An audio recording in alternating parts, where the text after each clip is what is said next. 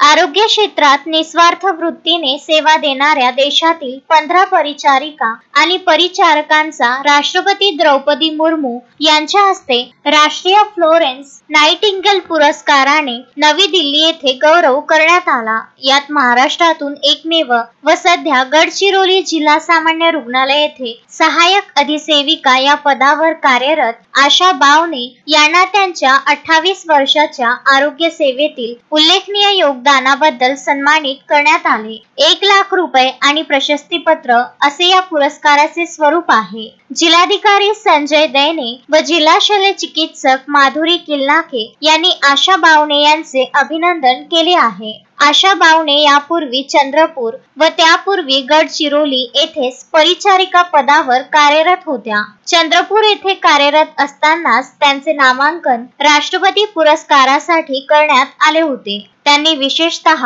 आदिवासी आणि दुर्गम भागात आरोग्य सेवांमध्ये आपला ठसा उमटवला आहे। आशा बावणे यांनी डायरियाच्या प्रकोपावर नियंत्रण, हज यात्रेत आरोग्य सेवा तसेच राष्ट्रीय आरोग्य कार्यक्रमांमध्ये महत्त्वपूर्ण योगदान दिले आहे। कोविड-19 महामारीच्या काळात त्यांनी केलेल्या लस मोहिमेचे विशेष कौतुक झाले। दिल्ली येथील या पुरस्कार सोहळ्यात केंद्रीय आरोग्य मंत्री जे.पी. नड्डा, केंद्रीय आरोग्य राज्यमंत्री अनुप्रिया पटेल आणि आरोग्य सचिव अपूर्व चंद्रा उपस्थित होते। राष्ट्रीय फ्लोरेन्स नाइटिंगेल पुरस्कार 1973 पासून देण्यात येतात। 2023 पर्यंत 614 परिचारिका आणि परिचारकांना त्यांच्या उत्कृष्ट सेवेसाठी सन्मानित करण्यात आले आहे। राजेश खोब्रागडे, विदर्भ न्यूज, गडचिरोली।